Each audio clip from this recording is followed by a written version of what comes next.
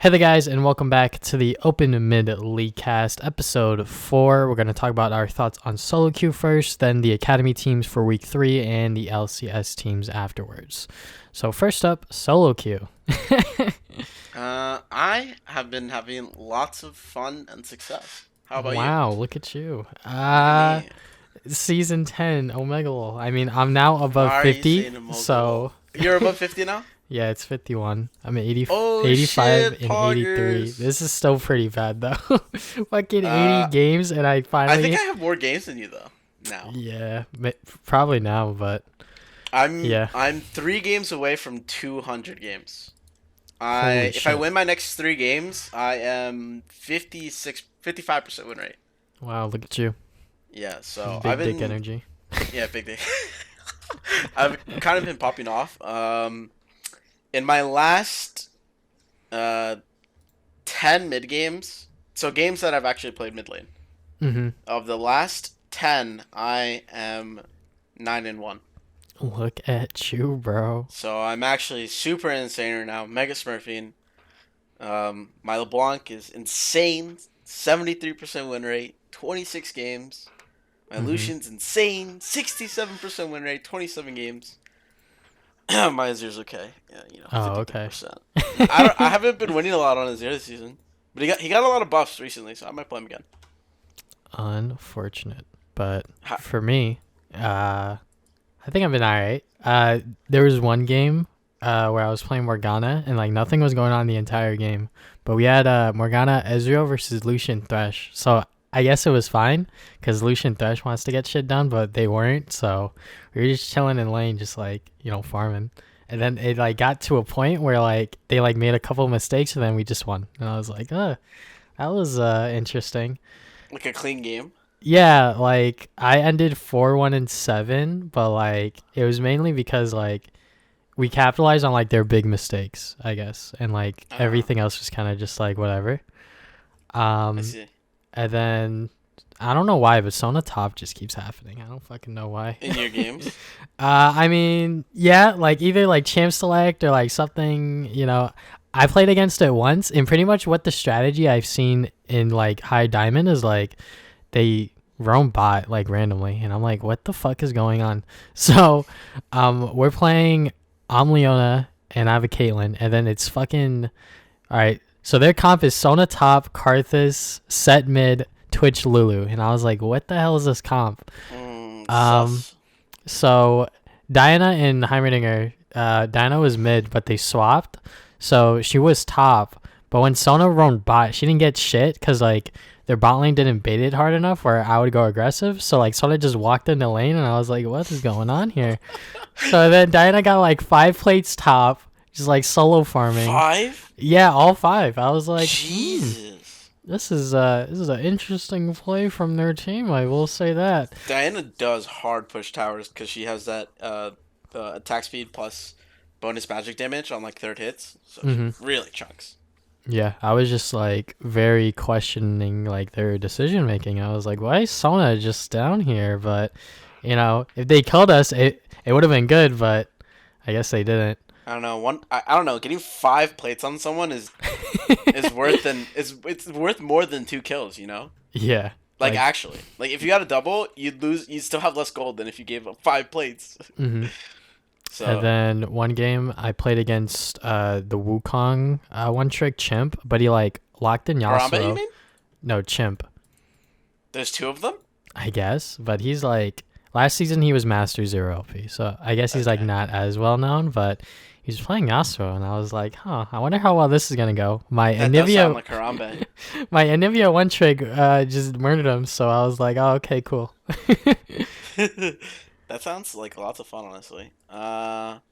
I got to experience triple Windrake, Lucian, Soul. So like I got Cloud Soul, right? Uh-huh. And I was playing Lucian, and the game was so this was like a master tier game, but the mid laner I was playing against was challenger. So I was like, oh fuck. I played my early laning like kind of bad. He got an advantage on me, but because he's playing Victor and I'm playing Lucian, like inherently I'll win the matchup, and I Mm-hmm. was able to like do shit on the map. But it ends up going to like 41 minutes into the game. We got the Cloud Soul, and like both teams are just like constantly Baron dancing, because like neither of us can start it, and like we can neither team can finish it fast enough to without Do something, fucking yeah. up. Yeah, yeah, yeah.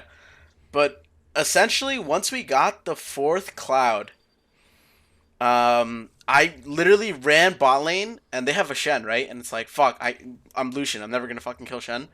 Mm-hmm. But I pressed R, my guy. I pressed R on him, like I was just kind of like chasing him. My guy, he literally taunt flashed away. I was still hitting him, and I was just walking. And he dies, and then my team has like a small fight at Baron. Like two people die. And they go bot, and then we walk to the Elder Drake because Elder Drake spawned and Shen was dead. Mm-hmm. And we get the Elder, and I literally, and this is like I'm like 6 items Lucian basically.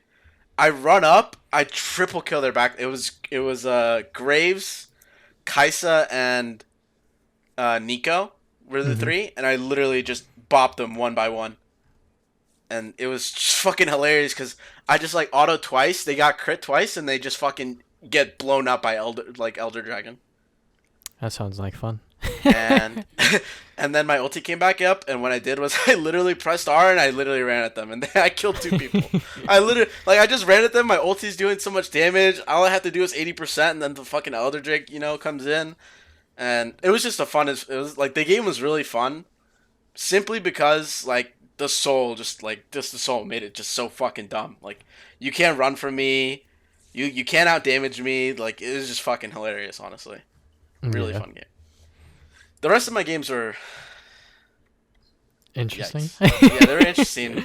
I won them. I won the games, but they were interesting. The last game I played, I was trading with someone. I asked for LeBlanc. They're like, no. I was like, what? What? He gives me Echo. Like last second, he just picks the Echo for me. I'm like, well, I'm not gonna dodge, so I'll fucking play it. I don't play Echo. I have no games on Echo this season except for the one. And fuck, Echo's easy, man. I was like 5-2. I picked up like like 3 solo kills. I'm like, damn, why don't I just play this champion? This shit is fucking dumb easy. And I was just like, all right, I guess we won that game in 21 minutes. They surrendered. I was like, damn, I'm playing against a Masters mid laner who's playing Zoe, and I'm just fucking first timing Echo, and I'm winning. This champ is fucking dumb. I'm just about to start playing Echo too. That is just really dumb. Yeah, but mid lane has so much impact this season, and I feel like because I'm improving, I'm winning a lot more games. So I'm True. having fun. Facts. Definitely that Anivia one trick, man Nivea. I had him in Man, like did you? 2 of my games, and I was like, okay, better mid wins again. Did you? Yeah, no. And that's what I wonder. Like, are you having as much fun playing support, or is it just better mid wins? Or do you actually I win when your mean, mid laner's losing?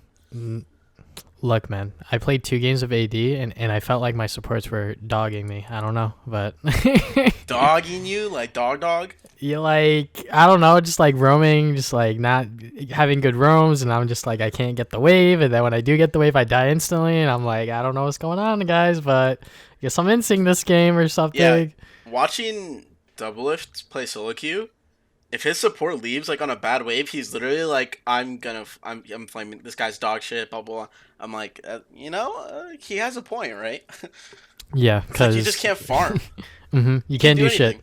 Yeah, feels kind of bad to play AD sometimes, hmm but I'll just play Lucian, and it's fun. Yeah. Definitely a couple of like my Thresh games or whatever. Like if I see that they have like Leona or like a 1cc champ like fucking TF, I just build like Mikhail's and I'm like, all right, now you're useless. Are you still going Stoneplate? Some games, I don't know. I feel like Stone Play is like good if you're like the solo initiator. So like Leona or like Nautilus. So like when you go in instantly, you just pop it and then you're just tanky. But I feel like on Thresh and like obviously Rakan, I don't think building Stone Plate's good. Like first item anyways, because it feels kind of bad when you're like I guess not on in a Rakan, fight. right? Yeah, definitely not on Rakana. I don't see that getting built ever. But on Thresh, it's a little iffy. Sometimes I build it, sometimes I don't. But I've been leaning towards more like, Redemption, Zeke's, the actual active items, because I feel like those have more impact overall. Because Sometimes. Yeah, it I gives me understand. like CDR too, like more utility. Yeah.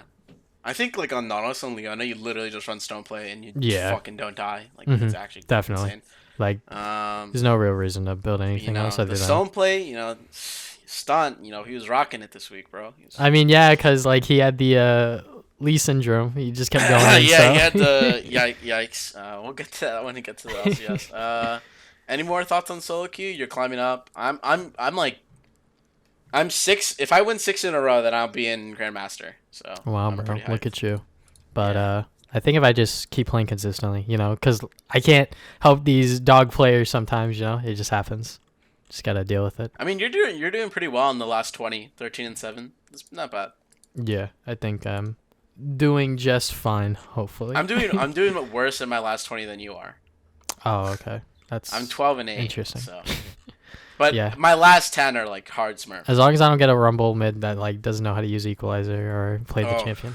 oof. Dude, I can't play against Rumble Mid, man. That shit is fucking Yeah, broken. rumble mid is so dumb, but like if you don't know what you're doing, you're so dumb too. So yeah, I don't know. Yeah, now, well, talking about Rumble Mid, the game that interested me the most probably this whole weekend was Dig Academy versus Cloud9 Academy. And this game happened Friday night after hmm Academy Rush. You watched it?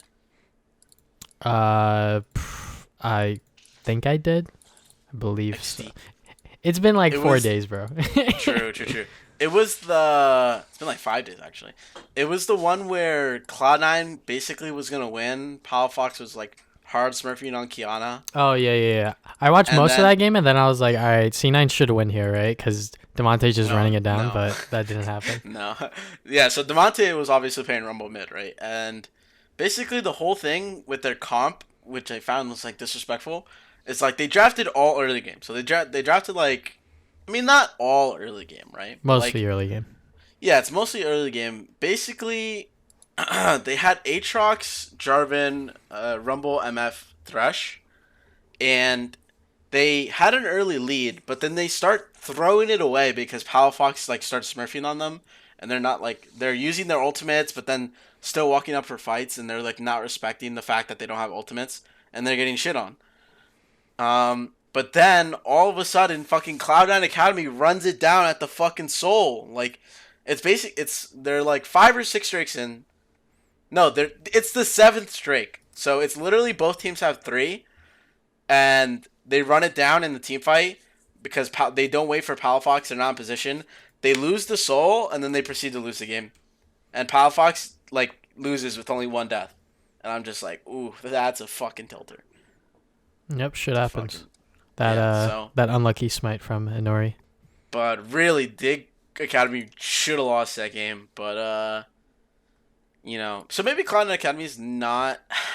It's hard to say, right? Because they lost to Dig Academy by basically like a throw at the very end of the game, right? Mm-hmm. And but they should have like in all reality they should have won because they like built a lead, they played around it, they got all the drakes after, like they stopped the soul several times. Mm-hmm. But As then they long just like as make one mistake, right? yeah, as long as Dig Academy view this win as a loss, I think they're gonna still improve from it. But I think C9, obviously, it's an L. But Yeah. they should definitely look at where they did well, and they should just keep improving on it and just keep replicating it in future games. Because like Palafox obviously like did super well this game and did really good against Amante, but one really bad mistake from the team just cost the game. Yeah, and I think it kind of tilted them into the next game they played because they did not look great versus 100 Thieves Academy. Yeah, I mean, 100 Thieves Academy is also like a pretty good like Yeah, they're academy team they're too. four and So two, so they're third third place right now.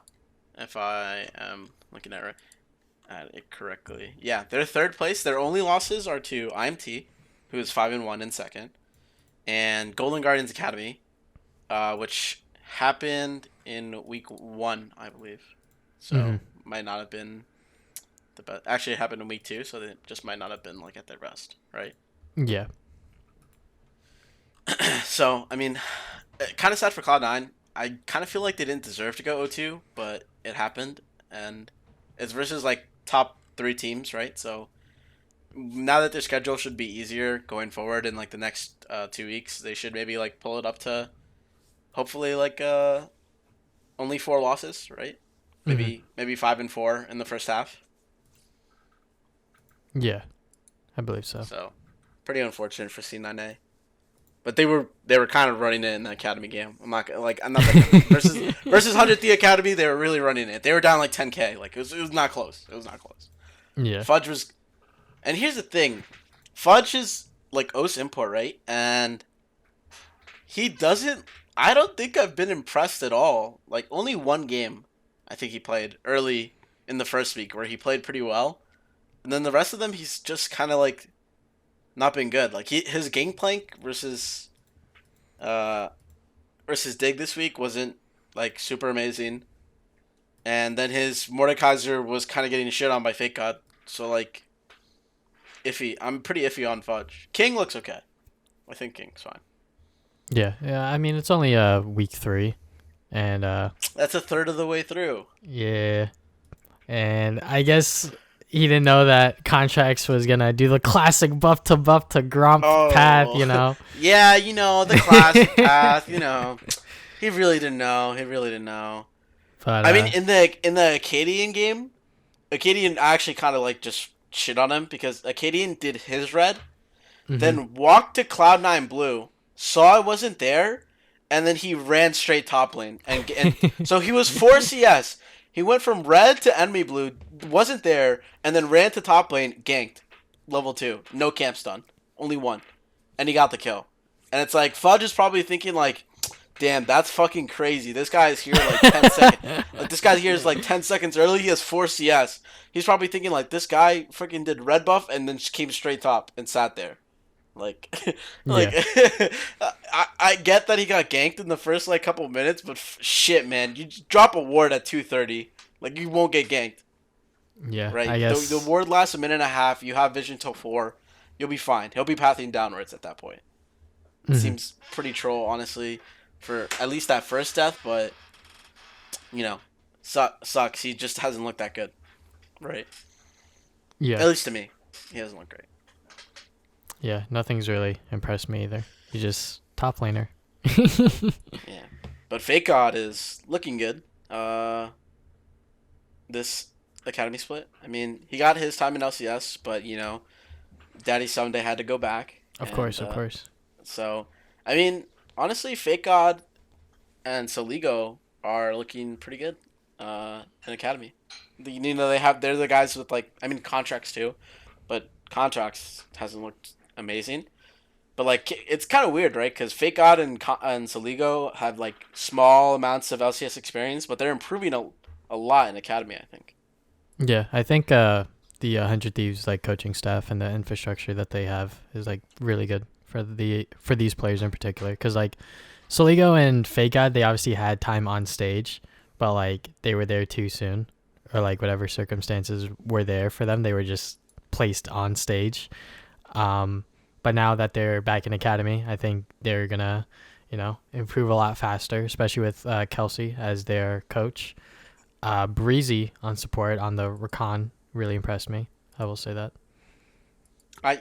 His Rakan is really good, but like that's the only thing I've like super seen him play.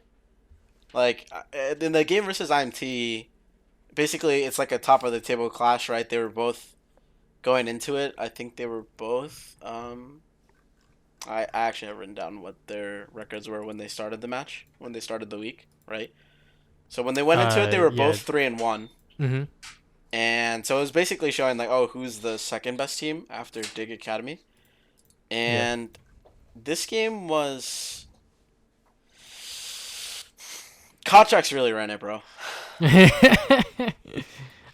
then also I just think IMT Breezy really just ran it too. Yeah. I just think IMT just had more team cohesion or like a better like team plan in the game.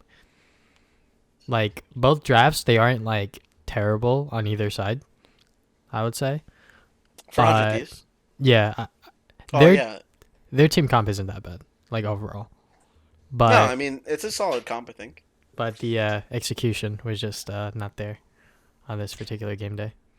Yeah. Just for reference, they drafted Gangplank, Lee Sin, Syndra, Rakan, and Zaya. Hmm. Um, so I mean, like it's not a bad comp to play. I think the only thing you're missing is like maybe some frontline. Like, did they draft Lee Sin instead of like some frontline? So, I mean, what are your thoughts on that kind of thing?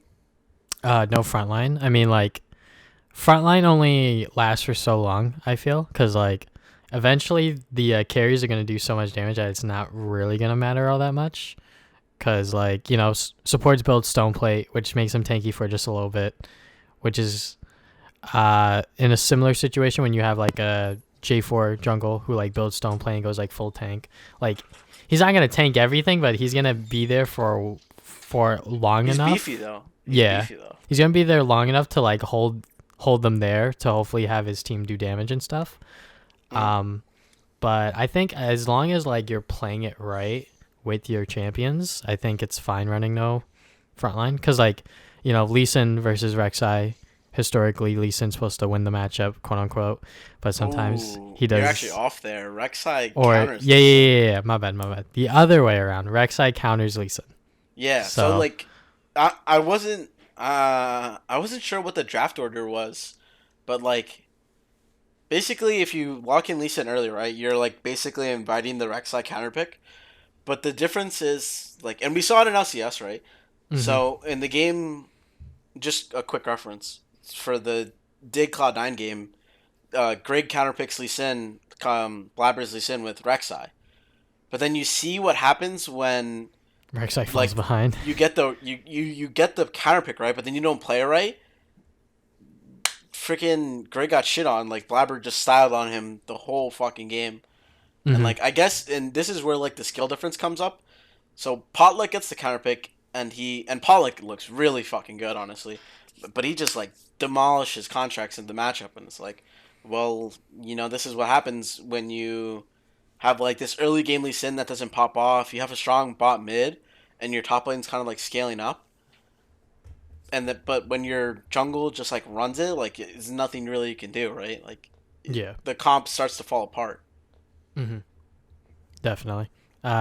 It's a volatile matchup. I will say that. Yeah, yeah. But the IMT comp I think is easier to execute, right? Yeah, definitely. Because like you're not playing around a GP. True. Because when you have set, it's like, all right, dude, just run in for us and we got you. Alarin looked good on the set.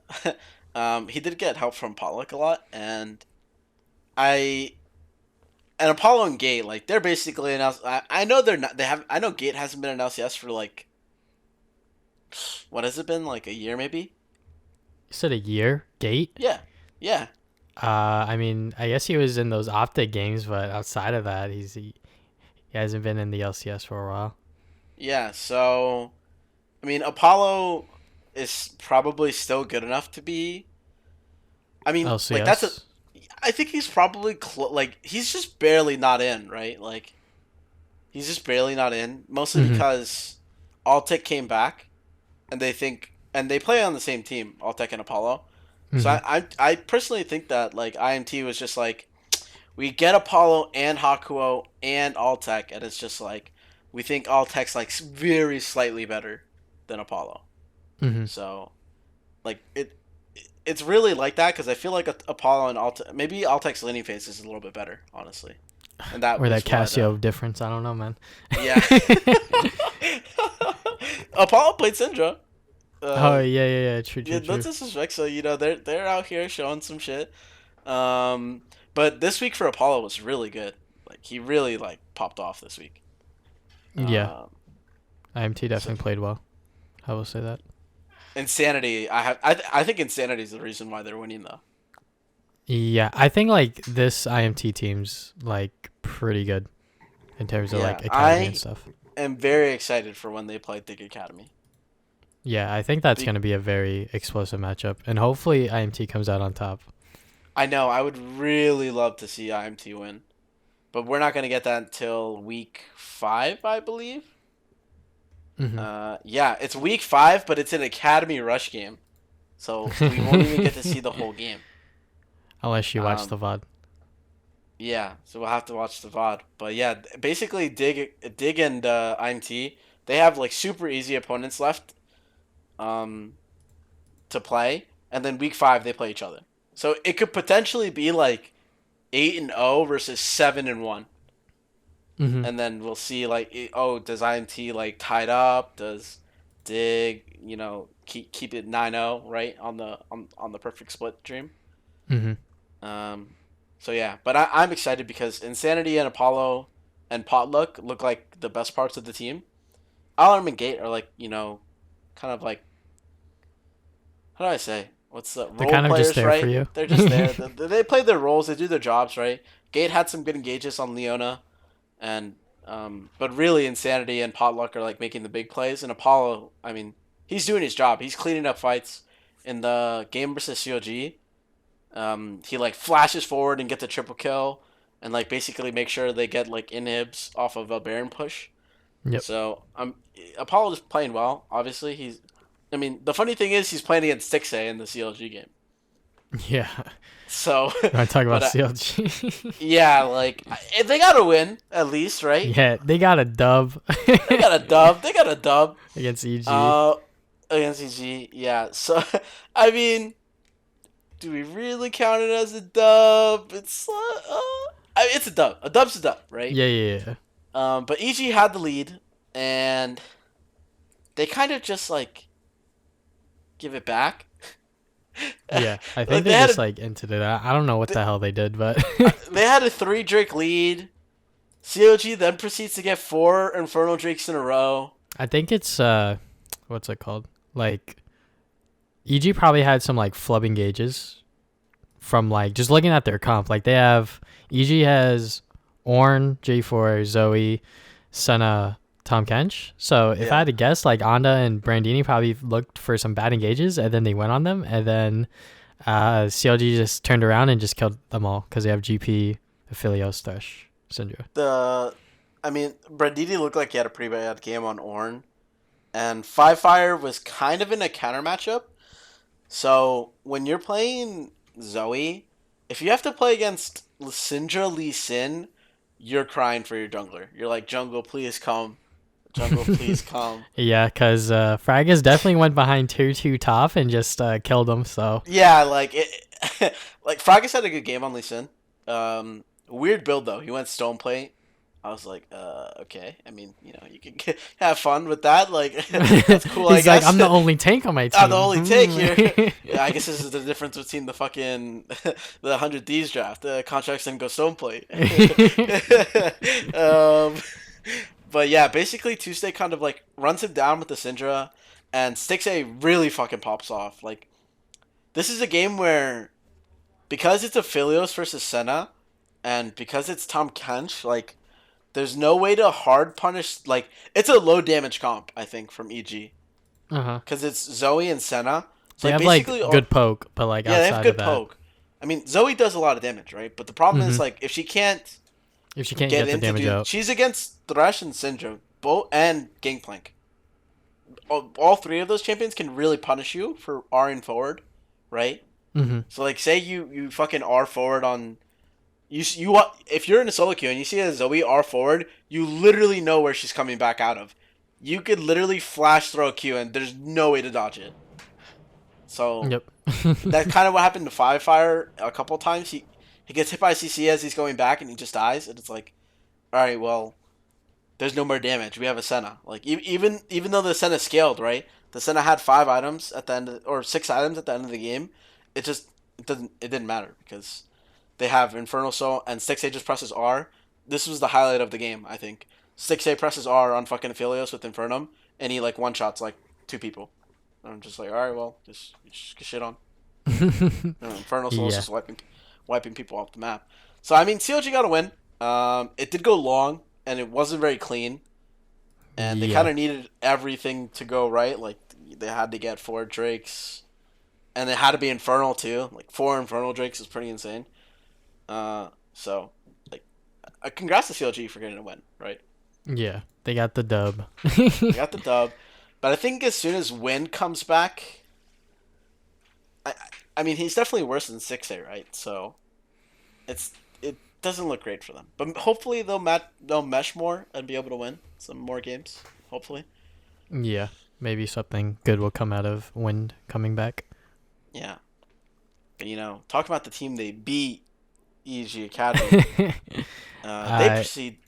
And this is what's so weird, right? yeah, okay, Is go on. that they lose to CLG, but then they go and beat FlyQuest, and it's like, what's going on here, guys? Yeah, Why, I think why are we losing to fucking CLG?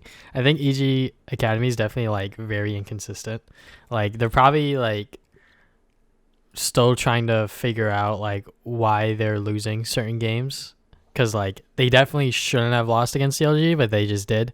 Whether it was draft or execution, I'm gonna say it's more on draft for that game in particular. But against FlyQuest, they had a pretty clean game. Like they did give some kills away, and whatnot, but at the end of the day, they got the win, and I think that they uh, played a pretty good like team fight comp with Nautilus, MF, Oriana, J4. Yeah, I think like what's weird to think about is that Deft, definitely. I got caught up, bro. I got caught up. XD. Definitely and Matt, they played in LCS 2 years ago together on Golden Guardians Academy, Or just Golden and Guardians. or Golden Guardians, sorry. But now they're on Golden Guard. Jesus Christ, holy shit, I'm trolling. No, they played on Golden Guardians, right? Mm-hmm. So they were in LCS bot lane, but they were basically the 10th best bot lane. Now they're back in Academy, and another thing is they have Anda, right? But Mm-hmm. this EG Academy is 3-1 with the full roster. So while they're 3-3 in the standings, like they're 3-1 with the team that they have now with Five Fire and Anda. Yeah, So because the other games they had like Kumo and Sven Skaren, right? yeah, and and Sven was running it down in those games, man. Like he's supposed to be out here trying to carry, but he's legit running it. But yeah, like they basically just played the team fight comp and they got ahead but they started like losing it. Like while I was watching, I was like, oh, this is kind of yikes. Like it's looking kind of like FlyQuest is making a comeback because Revenge was starting to like pop off on Aatrox. But what Mm-hmm. ends up happening is uh, they're contesting, and this is what happens when you give up 3 dragons, right? And You this happened in pressured multiple. contest the fourth. This happens in multiple games in Academy this week, Mm-hmm. where a teams get 3 dragons, and the other team like fucking like hardcore commits to fights. Like, yo, we have to fight here. We can't give soul. Blah blah blah blah blah. And EG basically they play it well enough where at the team fight for the soul they focus on the fight. A lot of teams will focus on the dragon and like get it stolen or some shit, right? But they focus on the fight. They're able to win the fight, 3 kills for 0, and then they run straight to Baron, and then 4 minutes later the game's over. Yeah. So I think that's very important that you pointed out that they focused on fighting them instead of like bursting out the dragon. Because I think most teams would have just been like, I just get the soul and then we win the fight. But if you don't get the soul, the It fight's just stalls the game, 50-50. and Yeah. then the 5 minutes, right? Mm-hmm. So when you focus on the fight and you're forcing them into your hand and then you just play into that, I think that works out. And it definitely worked out for them because Matt just got or should I say Five Fire got a good shockwave and then Matt just like followed up by like CCing the Tom Kench and just making sure that he can't save anyone. So Yeah, so it was a good fight. Really, I mean, they have 3 former pros on the team. Um, I think Anna kind of got like unfairly booted from LCS, maybe.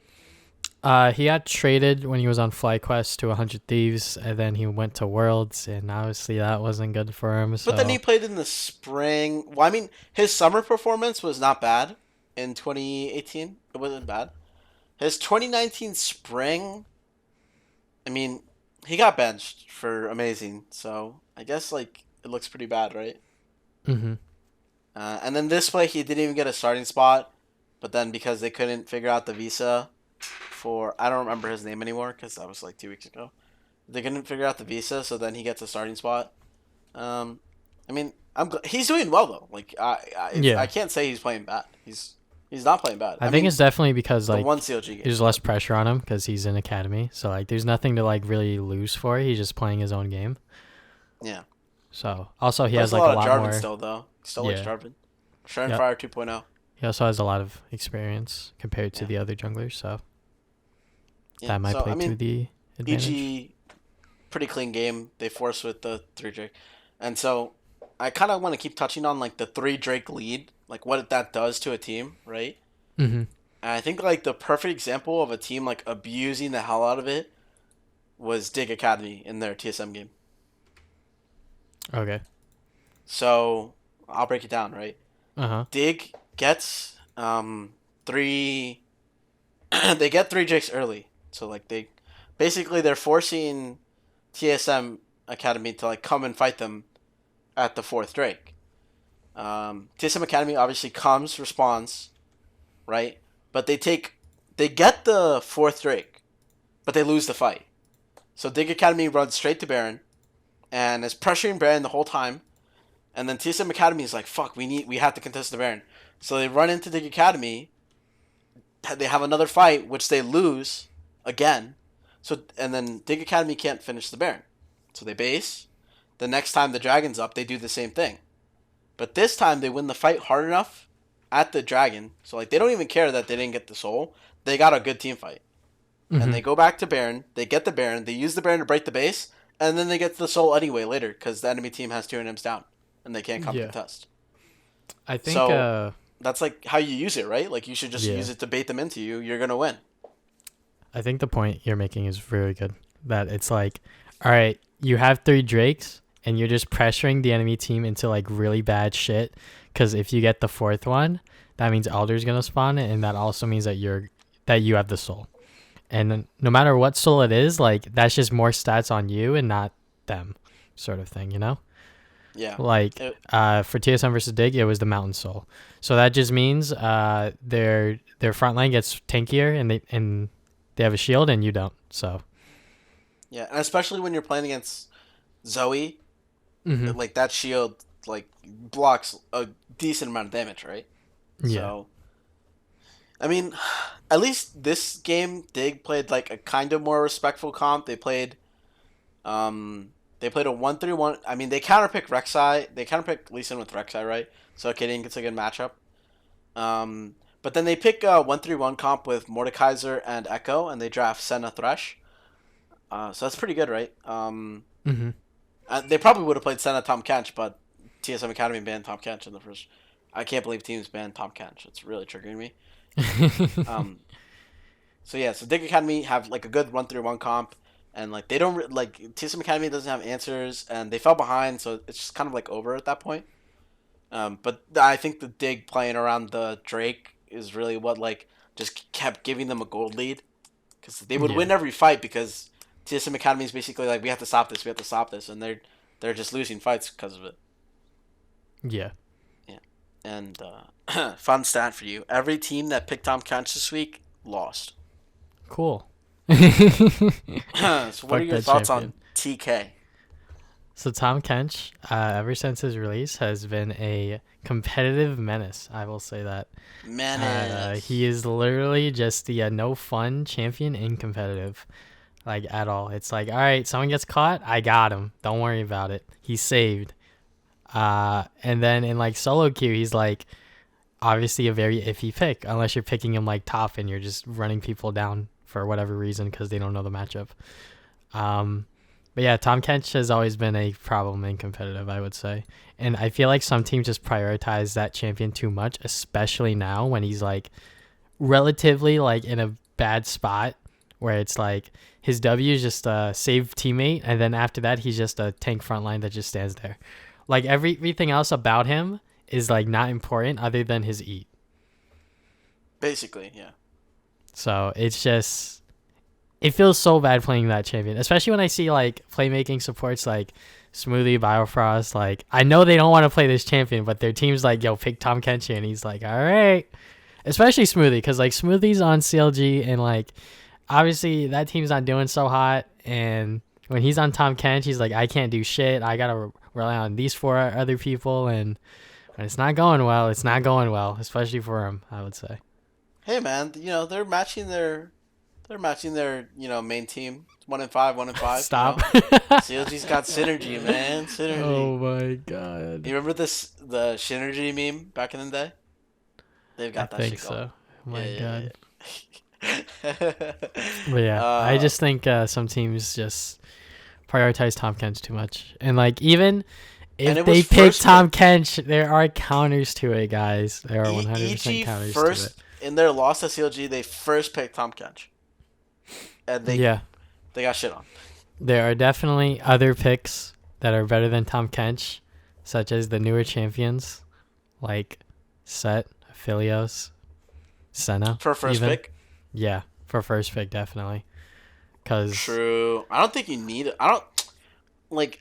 I guess people will first pick Tom Kench. I don't know. I don't get the meta because it doesn't make sense to me. But you pick the Tom Kench so that they don't pick Senna Tom Kench, mm-hmm. right?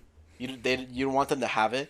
But like, what happens when they pick away Senna? Like, then you have to play like either Aphelios Tom Kench or MF Tom Kench, And that's not as and good, it's not as good obviously. as Senna Tom Kench, right? So, maybe just hold out on the pick and just Yeah, or maybe just pick Aphelios and then just like, because like there are yeah, other supports that are good with Aphelios. Like Dash is okay. better than Tom Kench. Yeah, Yeah. yeah, yeah. Dash is okay with Aphelios. Brahm's really good with Aphelios. Like Aphelios just works a lot better as a first pick in my opinion. And like just watching these teams just first pick and ban Tom Kench just fucking hurts my brain because I'm like, why are you doing this? It Yeah, just it's not. It's just so confusing because like even sometimes like the Tom Kench it doesn't do shit, right? So yeah. like in the FlyQuest Academy game versus TL, they're playing FlyQuest is playing MF Brom, and TL is Mhm. playing Varus Tom Kench, right? So first of all, I don't understand um why TL Academy doesn't pick Senna like first pick on blue side. Like, because they're blue side, right? And they ban Aphelios. And it's like, oh Mhm. shit, only Senna and MF are up that are good, right? But then I think they first picked Tom Kench. And then the enemy team gets Misfortune. And then it's like, well, Misfortune Brom. And then they're like, well, are we going to play freaking Senna Tom Kench into Misfortune Brom? And they're like, no, let's play Varus, right? And I'm just, and basically, freaking FlyQuest, like Cal is a bad Tom Kench player. Like, Cal's a very iffy support player. oof. I mean, he looked. I'll talk about that later. But the Cal on Tom Kench looked like trash, man. Like, there is one time where like Tactical walks up to mid wave. It's like in the mid game, and Mash like hits him with enough autos where like he Cal has to like eat Tactical. So he eats him and then he like starts walking away, right? But then he spits him out. And when Mash sees that he spit him out, Mash literally he's playing MF. He literally just presses R, and Tactical just fucking dies because why'd you fucking spit me out? Like he just fucking spit him out. He just died.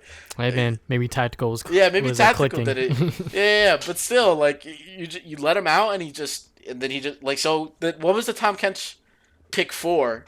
If you pick it to save your AD, and then he just dies anyway, right? Yeah, I And think it's been I think teams just need to rethink how Tom Kench is, especially in yeah, season 10. yeah. But this TL versus FlyQuest game, so the Tom Kench just triggers me, right? The first thing, but then Mhm. TL tries this bullshit comp with like Soraka top, Sedge jungle, Yasuo mid, Mhm. and obviously Varus Tom Kench. And like I get the idea, right? The Soraka heals the fuck out of Sejuani and Yasuo. Yasuo pops off. Like he has the fucking Sejuani passive to like stun people with, right? Mhm. Uh, but they just get ran over so hard. Like Yeah. Fnatic's playing Jarvan. He has so much impact on the map. Mike Young, like he doesn't look like he has impact at all, basically. And Revenge is playing Irelia into Soraka, so like he has kill potential on Soraka. So it like the comp just didn't work, and it got showed because they almost got perfect game. They Yeah. literally only got one dragon, and that was That the only game thing that stopped him from was perfect game. that game was definitely a steamroll. Yeah, and uh, triple, man, yo, that Zero bit is trash, yo. Get Bro, out of every single here. time I see Azirs go like lethal tempo with Conqueror, I'm like, well, but why? No, dude, Conquer is good. Conquer is really good on Azir. Oh, Okay. really? Yeah, no, it's actually really good because you Okay. stack it really because you know how they made it like range champions only get one stack per auto. Okay. Your soldiers don't count as autos; they count as spells. So you still get two stacks on them. So if you like auto Q auto, you have six stacks already, and if you're still trading, you'll get two more autos and you'll get five. You'll fully stack it, right? And Mm-hmm. that's 20 AP and 10% healing. It's actually really good, especially if you go domination second. And Presence of Mind gives you 500 mana, so you don't actually need to go Ludens. You don't need the mana anymore. You can just go Nashers because it's better. But some people don't get it, and it's like, nah, man, I need 1100 mana more than like I'm like, bro, you don't need 1,000 more mana. Like you just need the 500. That's why you build Ludens in the first place. People would build Ludens because you needed mana. But because Presence of Mind gives you 500 mana just for getting 5 KP, you don't need the Ludens anymore. So my brain is just like, oh, I'm getting triggered watching it, but like, Ludens first. whatever. Yeah. No, I stopped doing it because I figured out the math. I was like, why would you ever do this, man?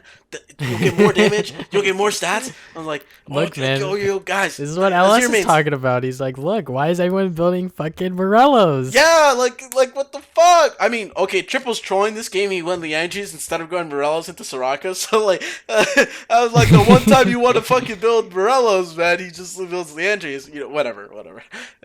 I just found it kind of funny. Look, man, pro players know how to play the game, but they don't know how to build items. True, they don't do the math. Yeah, they don't. They just look at what's good and then they're like, all right, I think this is good too. So I mean, we're flaming TL right for their shitty draft in the first game, but they did get their first win versus They Golden got the Guardians dub Academy. against Golden Guardians They got Academy. the dub. Monday Night League.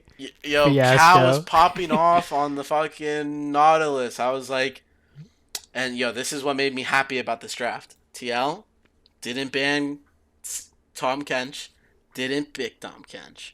Yep. GG, well played. They got the They W. actually just played champions that were that they were comfortable with, that were easy to team fight with too. Like, you know, everything just looked pretty good. I like it. Everything just worked together. Yeah, Cal, I enjoyed watching him play Nautilus. He landed a lot of good hooks, actually, I think. So, and then Mike Young had a great game. Like, he was kind of smurfing, honestly. Mm-hmm. So, like, and that's like the thing is that like TLA, like basically every game, Mike Young plus someone else is playing really bad, and like they're losing. But like when Mike Young played well today, like not today, obviously it was Monday. They were able to get a win, and it's like, oh, maybe if Mike Young keeps playing well, they can get you can win some more games. I'm still pretty down on TL though because even when Mike Young's probably not going to be there once Schernfire is done. I mean, Brox is coming in this week, right?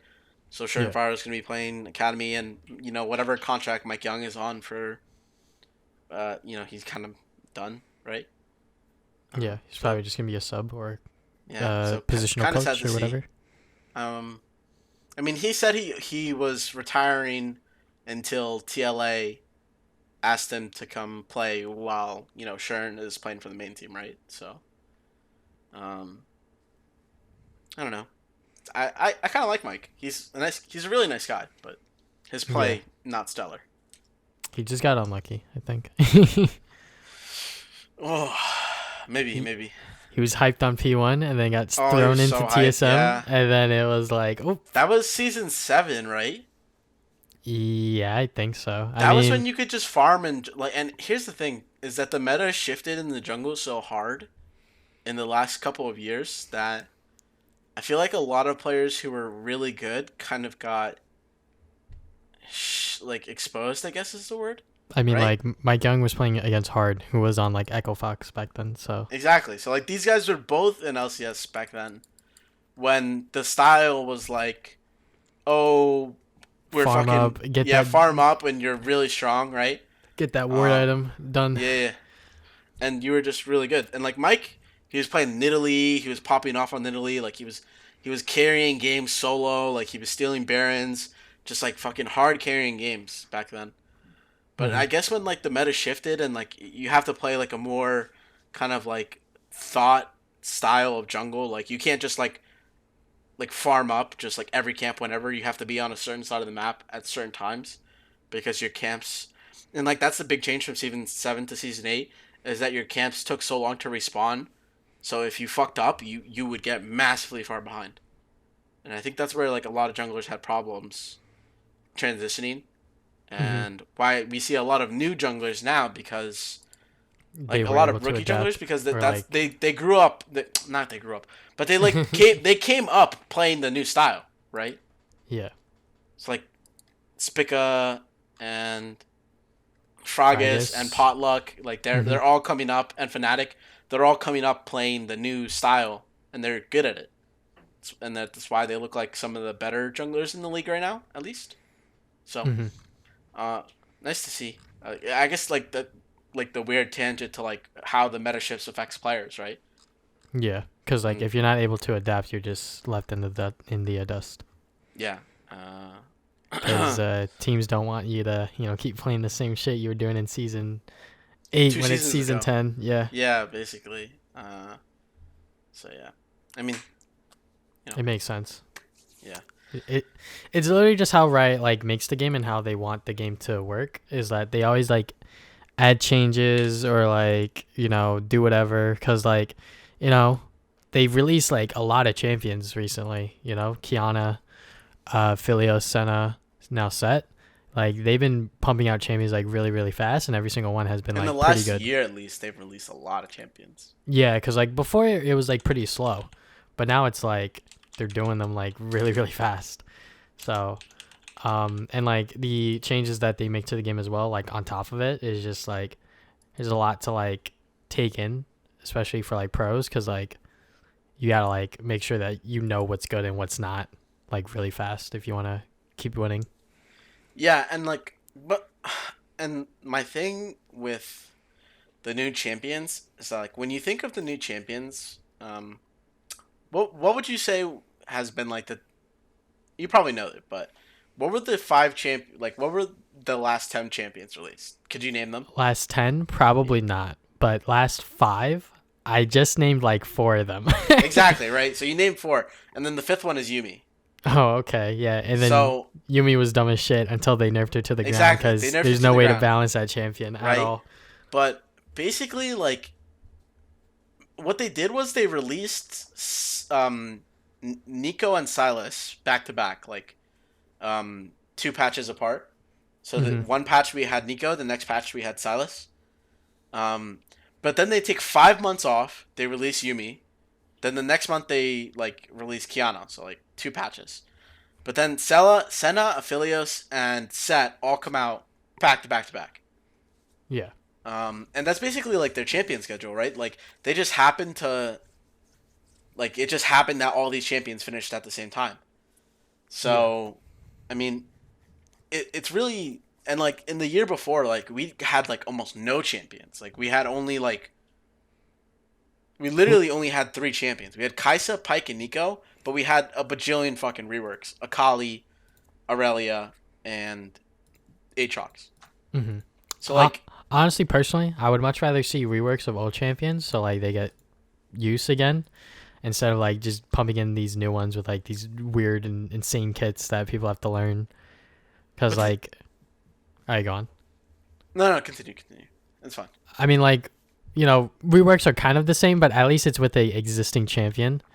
Like Yeah, theoretically, you're getting rid of like the old Aatrox or like the old Urgot stuff like that, but at least you're making them into like newer champions, so like they're but useful again. similar-ish, right? Yeah.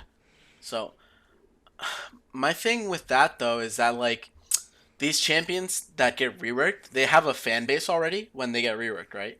Mhm.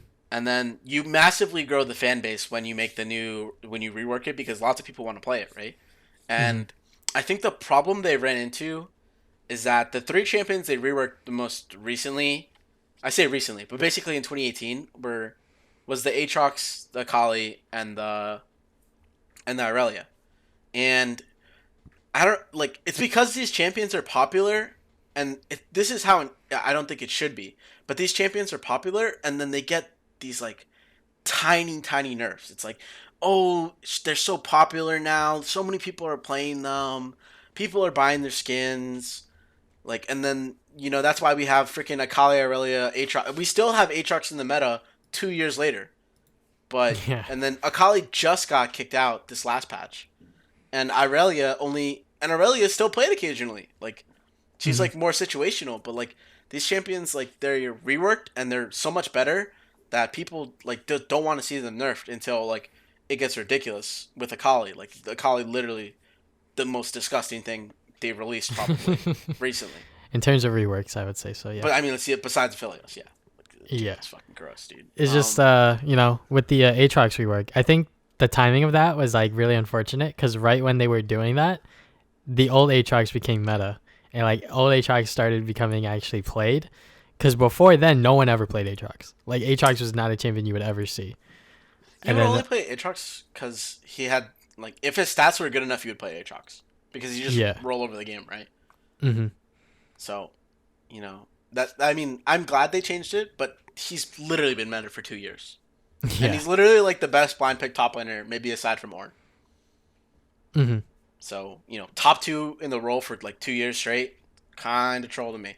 I feel like that champion should get nerfed more, or they should buff other champions, probably just buff other champions, but that's right? just Like me. there's counters to Aatrox, but you don't wanna buff that. I mean, man, Camille counters Aatrox. I don't I think I mean, want to steal Camille either. Like, like that's the thing. Like, that's I, like another thing where it's like, do you want everything to be broken or like just a few things to be broken? yeah. I mean, like the thing is that most of the champions, like for some reason, I still feel like Camille is kind of new, but she's been out for 4 years now. And hmm the thing for me is that like the new champions, their kits are so good. Like basically everything after Ivern has had like an insane kit. Yeah, So pretty much. Camille, Zaya, Rakan, Kane, Ornn, Zoe, Kaisa, Pike.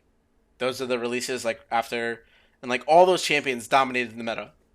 Like Kaisa dominated the meta for 2 years. Pike literally was getting played in every fucking Every role. role. Every role. I guess Nico's like one of the only champions that like didn't make a splat. I mean, never mind. Top lane split push Nico was freaking OP for Kane. like half a year. I mean, yeah, Kane was Kane like was super basically the niche. only one who wasn't played competitively because he's like a solo queue champion. Yeah. So, but like everything else was like competitively viable, really strong, and then they just kind of have to nerf it to the ground because their kits are too strong, right? hmm Rakan and Zaya, they have to nerf both of those champions because they're too good. Yeah. So and Pike's gutted pretty hard, honestly. Silas they deleted for half a year. Like Senna, they're gutting right now. Her support is still good, but her AD's like gonna get killed. So that's just the thing. Like they make the champ. There's too many things in the kit. They're too strong, and then they have to put them in the ground until they figure out what to do with them. Right?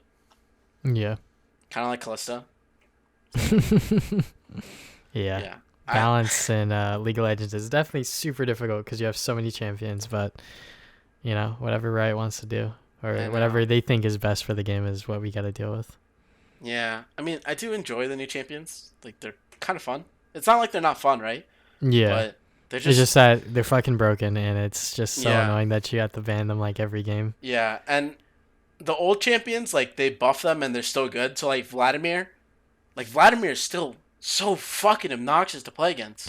Yeah. Like, it's ridiculous. Like, It's just because of how he works. He just one shot someone and then yeah, he just keeps healing. there's too many champions that I feel like I want to ban in solo queue. Yeah. That's the thing that bothers me the most is there's too many. Like, there feels like there's too many good champions. Yeah, definitely. It definitely feels like that. I would say because like some games I'm like, huh, if I ban this and then they don't ban it, What will happen? Will they pick it? Yeah, like I'm always worried. Like, shit, I didn't ban Vlad this game. I hope nobody picks it. I hope it's banned. Yeah. Mhm. Like that's basically my whole thing. Like, um, I It started really do banning be like Yasuo that. again because I Yeah, too bro. many. Dude, every single time I see a Yasuo, they have like Rakan, Zac, or like Yeah, Ornn, and I'm just nope, like, can't do it. don't Nope. do this to me, I banned that. bro. Yeah, I banned that shit, man. I'm like, don't do this to me. Get me Yeah. out. That's Get me exactly out. why I also started banning Yasuo again, because I'm just like, if they pick Yasuo, their team is gonna like play around that, and I don't want to see what happens when the Yasuo is somewhat fed or like fed enough where it Or just he just gets has annoying. items. If he just has two Yeah. items, it's just like gross. I can't fucking Mhm. kill him. But like that's the thing is that like one like, you can camp the fuck out of it, but as long as he gets some sort of gold, you have to really camp it. Because if he gets two items, he'll still do shit, right? Yeah. So that's my thing. And like also when you get higher elo, like there's so many fucking one trick Yasuos. Like I can't do it. No. These guys have like fucking 500 games Yasuo already. I'm like, nope, I'm banning this shit. I don't want to play against. They've played my matchup like 100 times more than I have. I'm not doing this. I'm banning it.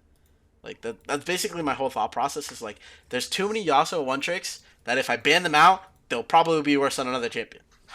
Yeah. And I'll be able to win. Because sometimes they'll int, but if they don't, then it's over. Yeah, but they'll it's on another champion instead, so it Yeah, makes you yeah, feel yeah, yeah. better. Uh, True, true, true, true. fuck, we got really sidetracked. It's all good, man. Part of the Fuck show. it, I do All love right, talking now we can about. talk about LCS. All right, so my internet went out, so we're just gonna dive into the LCS, starting with Team Liquid. In week 3, they had some very interesting games. They lost to Golden Guardians, which was a match to watch on Monday Night League. But there's the meme about Senna and all this other stuff about Doublelift not, or like TL not being able to play around it and things like that. So, what do you think about all that stuff, Mister Doublelift fan? Oof. Well, honestly, I think Doublelift's, in the Golden Guardians game especially, his death in the early game was not because he was like playing Senna. It's because he made a positional error. So Mm-hmm. people could say like lol Doublelift Senna, but really if he was any other ADC, he still would have died there. Mm-hmm. I think Definitely. that's where the big like what's the word? Flashback? No, lashback. Backlash. Backlash. Jesus, the backlash is coming from the fact that they got 2v2 by killed by Keith and FBI, and because he's playing Senna, it just makes it look like, oh, Senna's the problem. He gets 2v2'd by fucking Keith and FBI. Nobody mentions that Keith and FBI are playing the way stronger lane. They're playing, Misfortune, Thresh. They're playing Galio, Senna. It's not like, you know what I mean? Yeah, but it was definitely kind of disrespectful to draft a lane like that in the first place, I would say. I mean, their thought is that like it's just Keith and FBI, and I guess like you can't disrespect players like that too much. Like I know people do it, but Keith's best champion is Thresh, so kind of like underestimating him is it's like a poor decision, right? Like you'll think he's gonna Mm-hmm. run it down, but he's not. Like he runs it down on Tom Kench. He hasn't really played poorly on Thresh. He's actually played pretty well. Yeah. So, I mean, props to Keith and FBI for getting the 2v2 kill and like winning their lane, and they use that to move around the map. But my main problem isn't with Doublelift Senna. It's more with how Team Liquid plays around the Senna. Yeah. Um, and people have stated like Sneaky went out on Twitter and said, the Senna's not the problem. Senna, she's strong at a lot of things like playing 1-3-1 because she's safe in the mid lane.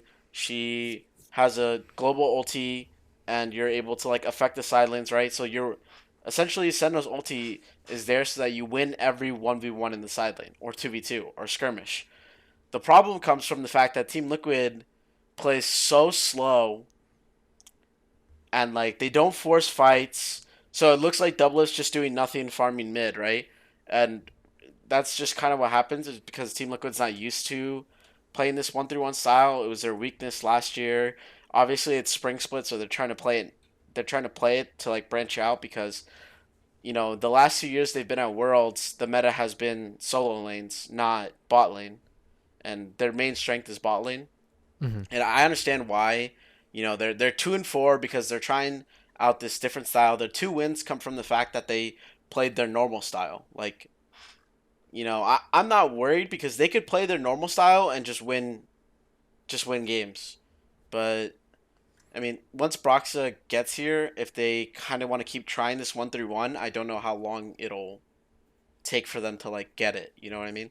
Yeah. It's just a matter of if they want to keep doing this, sort of like 1-3-1 style, or if they want to just keep playing protect the double lift sort of thing and then just bank hopefully at Worlds or whatever, MSI, whatever it may be. That, hey, it is bot lane focused sort of thing, but you obviously can't bank on that because that is really silly of them to even, think about that. But, I think that they should definitely try to branch out into more styles and it's just not working for them.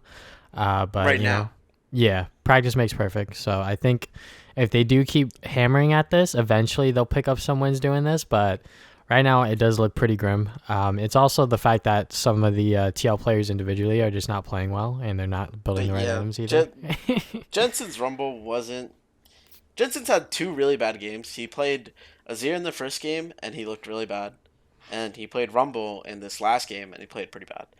And so I mean, like the 4 games in between, he looked fine, but then the obviously impact and like he even hard carried a game on Oriana. So like I guess it's like he's not playing his champion when he's not playing his champions. He kind of looks inconsistent, especially when they're playing a different style. Hmm. But Impact, I think, is the one who's kind of been underperforming. He kind of got like smashed in a couple matchups. Um, like especially the Sunday one, he really got like it's a tough matchup when you fall behind, but he really just like was running it, and it's just doesn't seem like that they're playing like at 100%. Like these mechanical errors, I feel like they don't happen very often to Team Liquid in previous years. It just so happens that right now at the start of the split, it looks like they're not playing well, and people are gonna say like spring split doesn't matter. But maybe I don't know. I guess maybe they're not trying as hard as they really should be. Yeah. That could also be it, but I just think that they're just playing bad individually. Hmm. And it also affects the team play if they're not playing well, Yeah. as each player, and then when it comes together, it's not going to look good either. So I think going into week 4 with hopefully Broxah starting, I think they'll look a little better, but I think it'll take time for Broxah to fit in with the team, maybe next week or the week after, I would say. Yeah, rosters lock tonight, so we'll find out if Brox is playing later tonight. Hmm. So that'll be Uh, interesting. somebody will probably post it on Reddit or something like Broxo is listed as playing, or whatever it is. Hmm. Um, but they do have a pretty easy week next week, so hopefully they can just bring it back to 4-4 and bring it to 50%, right? Yeah, that's the plan for them, hopefully. Hopefully. We can move on from Team Liquid. They're early season troubles, but mostly because they're trying something different. I'm not mad they're trying something different. I just wish they would look better at it. But they've been playing the same style for 2 years. Maybe they're having a tough time figuring it out, right? Yeah. I mean, next thing we could, I guess, briefly talk about more is Golden Guardians. They did pick up Yeah. this one, and their bot lane did play well against Team Liquid. And Closer has always been a point of discussion when it comes to Golden Guardians, just because he's been playing pretty well So and well. He's playing so well. yeah, pretty well in like every single game. To me, he kind of looks like the second best jungler right now. And I who would be think the best? Blabber. Blabber. Yeah. Blabber. Blabber looks like definitely the best jungler in the league right now. But Closer's like early game, he keeps getting his team early game leads, but their mid game, and it might not just be them as a unit. Like mid game gets pretty hard to play when, say, Keith is dying a lot, getting caught out. And I understand like Tom Kench isn't the most mobile champion, right? Hmm. So getting caught out is pretty easy if you're mispositioned. But basically, when you get caught out, like playing 4v5 on the map just makes it so hard to win. Uh, so their mid game issues could stem from the fact that one player or two players are getting caught out. Um, Honestly, Golden Glue has looked mid lane. Closer looks like at the top, and Haunter looks like Haunter. He looks pretty normal. In the wins that they do have, it's the games that like the bot lane for Golden Guardians played well. Mm-hmm. And Golden Glue in that TL game was definitely running it. Yeah, no, he was that. Well, that's the one game I'd say he was really, really playing it bad. He was getting caught out a lot.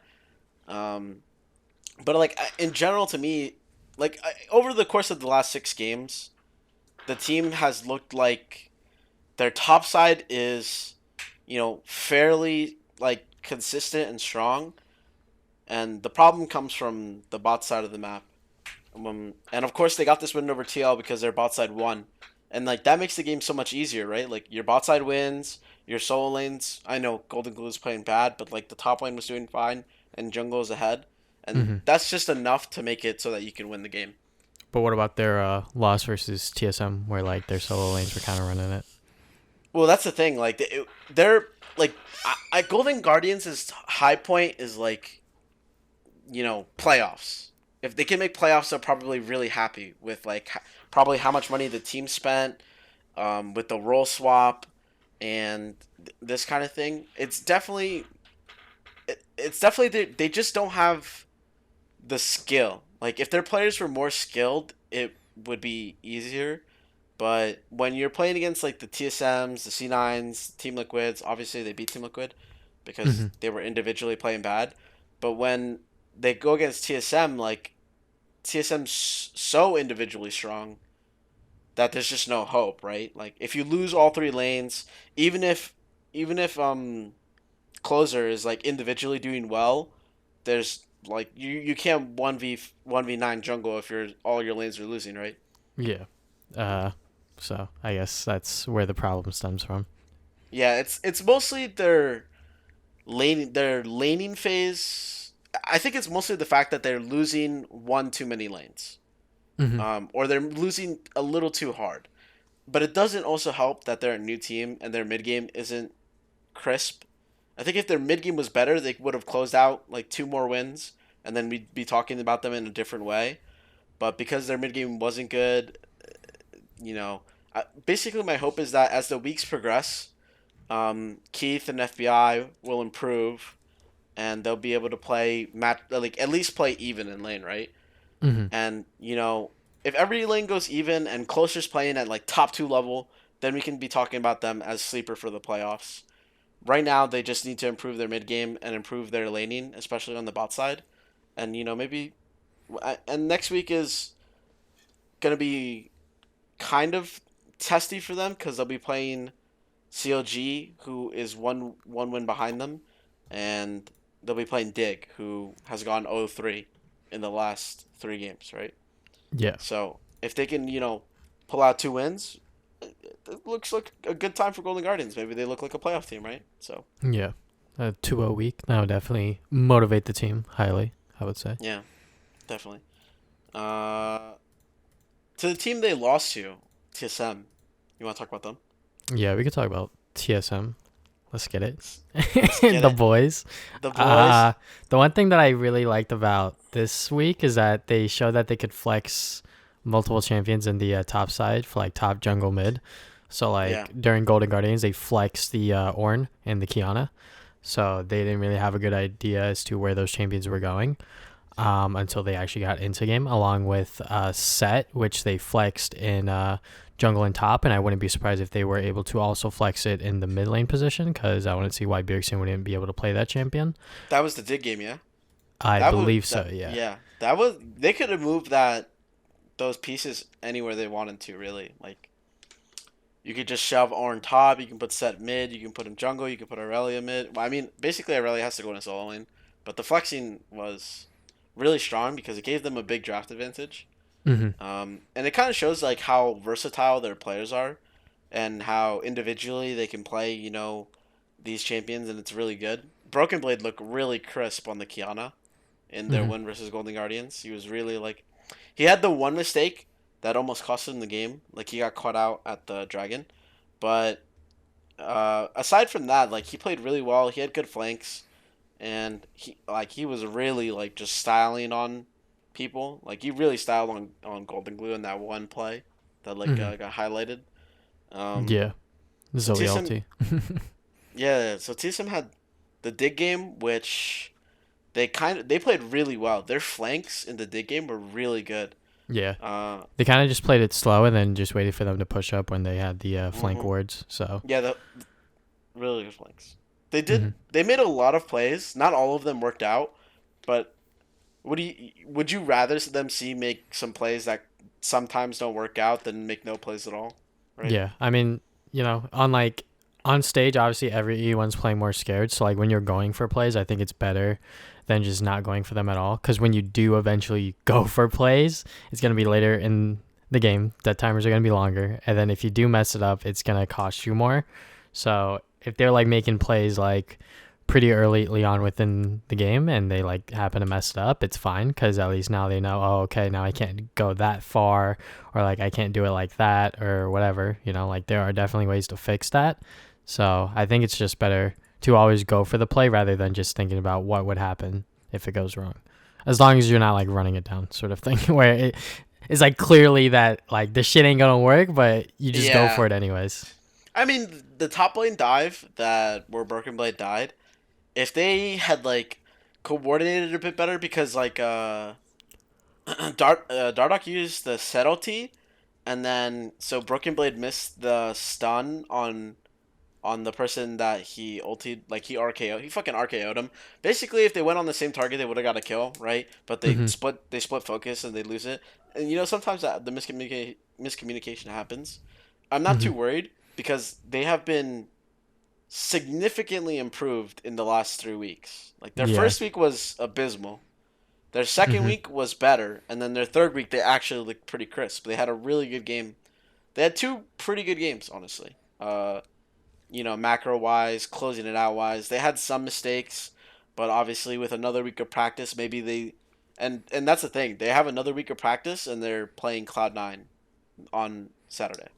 Yeah, which they could potentially beat. And like, ever since that first week where they went 0-2, they've been 4-0 since. Yeah. So they've only been going up.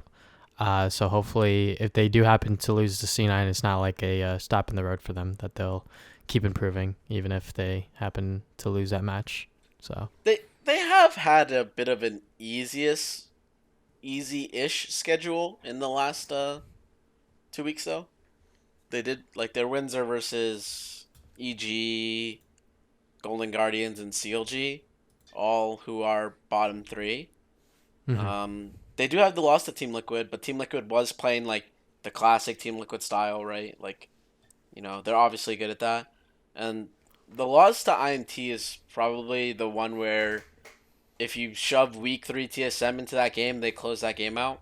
Hmm. So, I think they're better than what their record shows right now. Which isn't saying much. Basically, I'm saying they could be like 5-1. So it's 5-1 going versus 6-0. That puts it a little bit closer than what people think it will be. Hmm. Um, so like obviously let's talk about Cloud9 because Cloud9 is Cloud9 is just straight dominant, smurfing the league. smurfing. I have no idea when they're gonna like meet like their plateau or like their match. It could be this upcoming week against TSM, but I would much rather have them lose sooner rather than later because like when playoffs do come around, they don't want to lose in the playoffs because that's when it really matters. They have like that's the thing. They have had dominant splits before where they place top two and then they walk into the playoffs and they lose in the semis. Yeah. Like it's You don't want happened to be the before. IMT where like Yeah, you they don't want to just be the dominate INT. the entire split and then it's like playoffs hit. They're like, oh shit, we're kind of bad. Yeah, and like kind of the same thing happened in the 2018 spring season where like they got matched up versus Team Liquid in the quarters and they just got bopped 3-0. Like I can see where this kind of stuff happens, right? Hmm. So, but right now they're so strong. Sven is playing pretty well. I do say that it's mostly where all this pressure is coming from is from Blabber and Niski. Obviously, Licorice, Vulcan, and Sven are playing really well, but it's Blabber and Niski, and I think a little bit mostly Niski who are really impacting the game. Yeah, Niski's always like timing timers and shit, so he's definitely like 100% here to win, which is like super cool to see. Because like you don't see a lot of like mid laners, time timers like he does, other than like Doinby, which I guess is like where he got that Yeah, sort of probably like. where he got it from. Yeah, he's like, you know what? This guy's doing it. If I want to be the best, I guess I gotta do, time timers and just spam them in chat too, which does help in competitive when people are playing super scared, and then when you see them like miss position and you know that they don't have flash because you have the timer, it just becomes super helpful and super useful. So Yeah, and in Niski's play style is something that has kind of been lacking in North America, I'd say. Um, most of the time mid laners in NA, and this I guess it might be mostly because the top mid laners have been like Froggen, Jensen, and Bjergsen for most of the time. And they all play the same kind of style of I'll roam when it's convenient for me. Like my wave is in a good spot, I just shoved it out, or I got a good base off and I'm able to roam here. This kind of thing. And Niski really showed that like that doesn't really matter to him because in the dig game he would literally just walk out of mid lane, give up 6 creeps, and go make a play somewhere else. And it's just like it showed because he's 50 CS down, but he's still up in gold because he's making plays on the map. And I guess hmm like that's the big difference between someone like Niski and Froggen is that Niski will just sack the wave, and it's a very aggressive style of playing, just sacking your wave. And if you don't like make the play, you'll naturally fall behind. But Cloud9 is able to follow up on the pressure that Niski gives them, right? So if hmm Niski says, "I'm leaving lane," we need to make something like we have to make something happen here. The team's like, he's right. If we don't want to fall behind because we're playing this risky style, we go in. Um, and I was listening to Perks, who was on the Crackdown this week, and he was saying that basically Cloud9 looks like the only real team in NA right now, like good team at least, and it's pretty interesting, honestly, how he talks about them and how because they're making these plays and they're proactive, it looks like they're playing really well. yeah, But they've always been ahead, is my hmm thing. It's yeah. probably harder to do from behind, like G2 does. I would imagine if like they were to like do like a Niski roam and like it backfires on them or like something happens like pretty bad, and then they keep trying to do it, or like what happens when they're behind, that would be very interesting to see how they adapt. I would imagine that they would be fine because like I'm sure they've all played games in LCS where they've been behind and so trying to come back and stuff like that. So I think that C9 like as a team, they're like miles ahead of anyone else because like most of their games like they're just playing like super duper fast. They close them out super duper quick too. So 30 minute game time. It's like yeah. 5 minutes faster than everybody else. Like they don't mess around. Yeah. They make other teams have lower game times because they lose so fast. Yeah. So, That that's FlyQuest game was definitely a oh, pretty good oof. example of that, where they just kind of just steamrolled them. It was probably mostly because FlyQuest were just in their own heads, like they were just playing too scared and too passive in certain areas. But I guess that's what happens when you put the pressure on yourself, sort of thing. FlyQuest had a rough week. Yeah, they went 0-2. They went out too. They lost to Cloud9. Most people thought they'd lose to Cloud9. They lost pretty badly, so To EG yeah. afterwards. But then to play against EG right after, and EG played this counter. They counter pick basically every lane. FlyQuest has 3 losing lanes, basically. Well, they're not losing, but the fact is that EG like 2 pre-level 6 dives bot lane, and when your bot lane falls that far behind, the game's like kind of over. Like it looked pretty bad honestly for FlyQuest because they kind of got tilted out of the fucking game. The hmm fucking Malzahar pick from Jizuke just like yelling at people and just like making picks happen. Not even that Malzahar is that good, but it worked really well against FlyQuest. I'll tell you that. Yeah, it's like a counter to Zoe sort of thing. Yeah, so not a lot of people are confident in counter picks, but like that one is like pretty dumb easy to play, Yeah, it's right? goddamn miles hard. Yeah. So EG just, I mean, they got a win versus Fly, which is like unexpected, right? Because they're like Fly is supposed to be better than them, but they got the win. hmm Kind of like cheesing it a little bit with the team comp, but they lost to CLG. Hey, bro, CLG's on the board. Let's get it. Yeah, CLG's on the board. Let's go. But fuck, man, losing to CLG after the way they've looked is Yeah, not a good sign. especially after CLG's next game on Monday Night League, where they Oh, kind of just entered it away to IMT. But I'll stay maybe on CLG maybe the right EG now. game before that. Maybe the EG game. It's because I got Soraka top. They won, right? Yeah, So because like that game went super late. They got like 4 Cloud Drakes, so you know, Soraka ults. She just runs everywhere. yeah, like EG played the early game well, but they couldn't close, and that's basically like, and they couldn't close because Soraka. So maybe COG was just like, yo, guys, we cannot play an early game team comp. We can't win. Let's just play fucking Soraka, and if we survive long enough, we'll just win the game, right?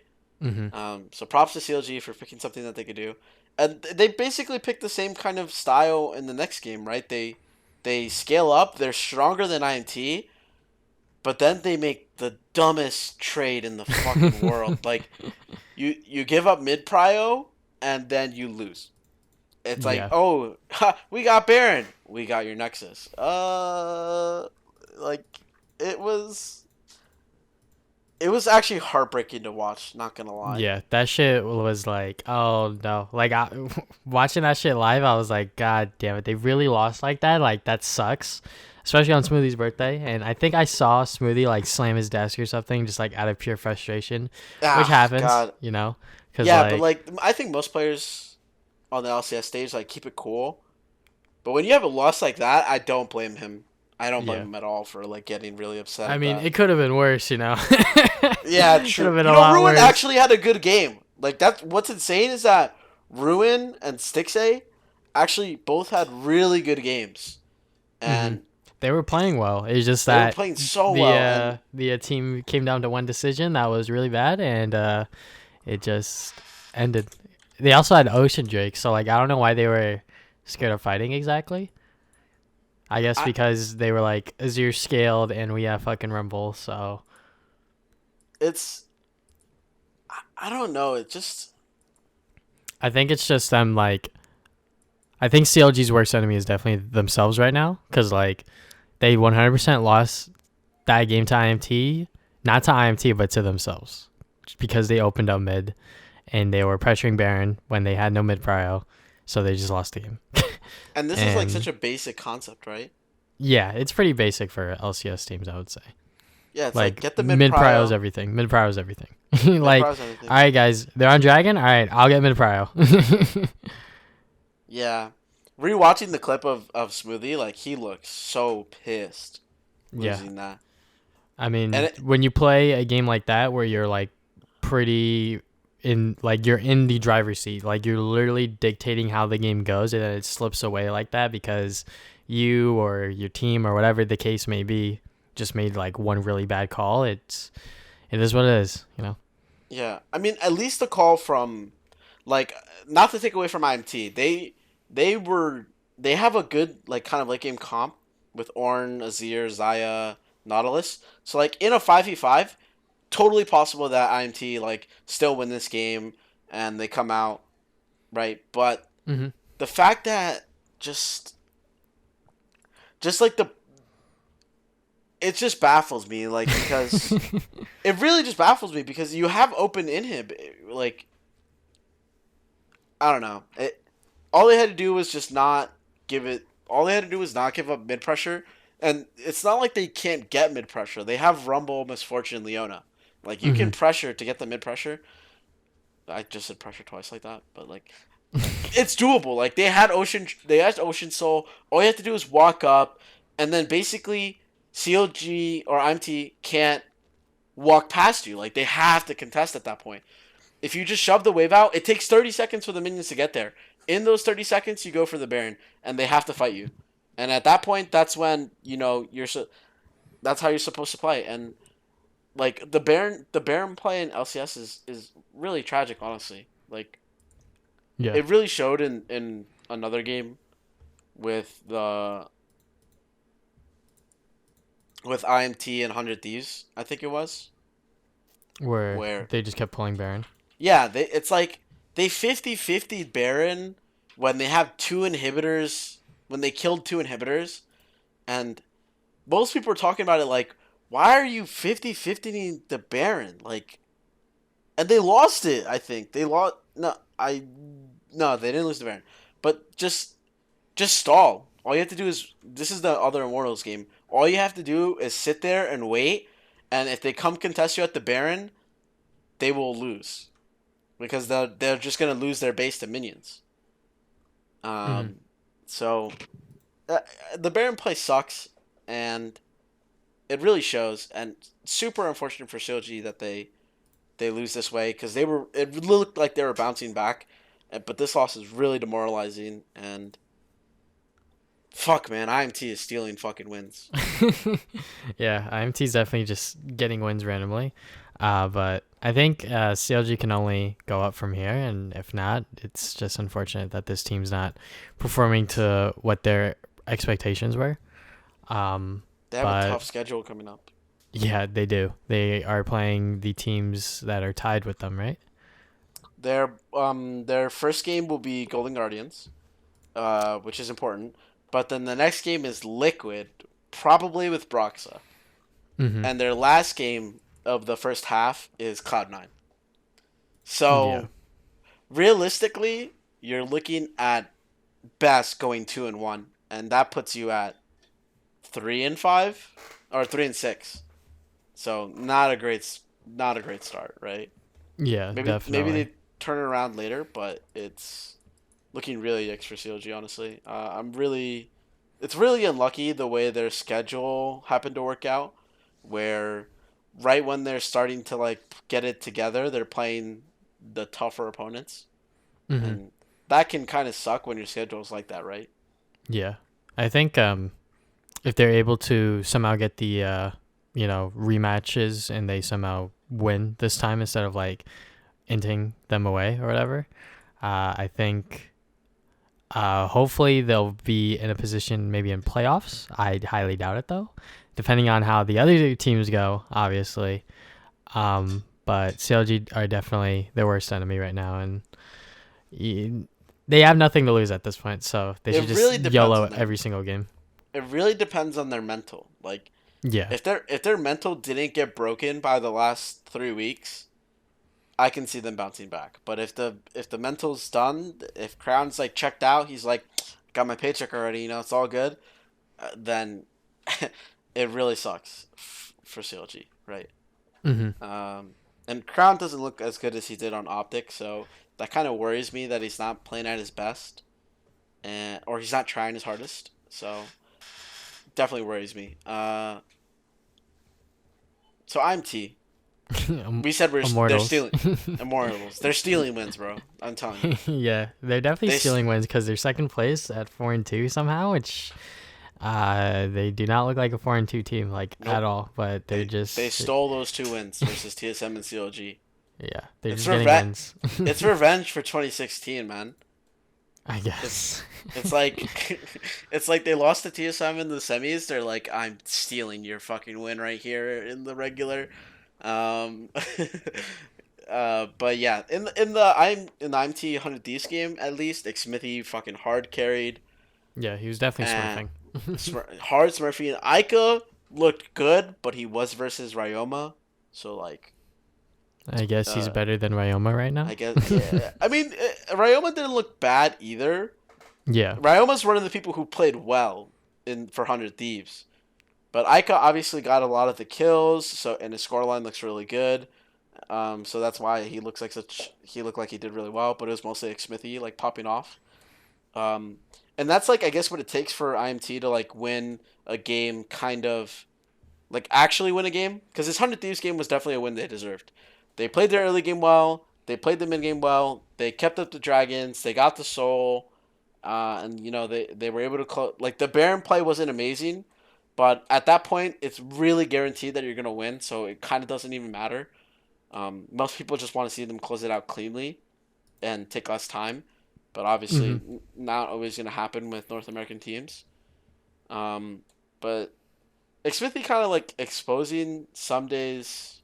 Aggressiveness in lane. Yeah, like kind of, like his disrespect, right? Like everybody knows that you do red blue gromp and you go At for a this gank. point, yeah. Yeah, and you go for a gank.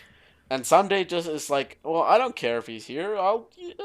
Whatever. He dies. He comes back, and then he dies again, and then he comes back and he dies again, and you're just like, all right, well, someday you're really running it here, man. You're like, like, and it's weird because he played so well on the day before, Hmm. and that's where my problem with 100 Thieves comes from, is their inconsistency with some of their players, mostly Someday and Stunt, um, because the the trajectory went the same way. Someday and Stunt smurfing on the first day, Someday and Stunt on the next day running it down. Like it was really kind of hard to watch them play so differently than the day before, right? Yeah, I guess they both happen to have off days. Um, but I think this team at this point just want to make playoffs, and hopefully they'll be able to improve even more once they hit playoffs. But if not, hopefully summer's better for them. Um, but yeah, I think 100 Thieves right now, because they have Ryoma, who's like a player that they're still trying to develop, along with Stunt, he's been in the league for a while. He's been hanging around in Academy more recently, and he just got the starting spot on 100 Thieves. I just think that he's still trying to find his voice, I guess, in the league, sort of thing. And then when it comes to Someday, he was he was hard stuck Academy because they needed Ryu in the roster, and they couldn't fulfill another import slot because of Bang and all this other stuff. So I just think 100 Thieves for spring split right now. Obviously, they're not where they want to be going into it, and I think a lot of people were hyping up this roster just because they brought in Someday Meteos and Cody Sun back. But We were definitely uh, hyping it up. yeah, I think mainly because the voices before last year that were successful in 100 Thieves run, Ryu and Avramu, they're not there anymore. So it's very obvious that like the other three players that remained from last year that came back, Cody Sun, Or from Someday, two and years ago. From 2 years ago. yeah, from 2 years ago. My bad. So like now it's a different story, and it's very clear when they play that they're still trying to find like a main voice in the Yeah, team. and I guess the thing would be, oftentimes the support is someone who has like a strong voice in a lot of teams. Unfortunately, Stunt isn't really known for that. I think He's he was on the academy roster, but that's because it's the academy roster, and he's more looked at as like a quote unquote veteran because he's been in the scene for a Yeah, he's while. been in the scene for a while. He did play in LCS in 2017 Uh, for yeah, FlyQuest P1 teams like yeah, that. he played for FlyQuest in P1. So, Um, but so yeah, he's I just think not a shot caller, I think. yeah, I think once like they find like their voice within the early game, which I think Meteos and Stun are like working well together, just not consistently. Yeah, I Um, mean Stunt. I mean not Stunt. Meteos looks like he's only had one or two good early games, and the rest he's kind of been playing pretty poorly. So maybe if Meteos can like get, I don't. I mean Meteos has never been known as an early game jungler, right?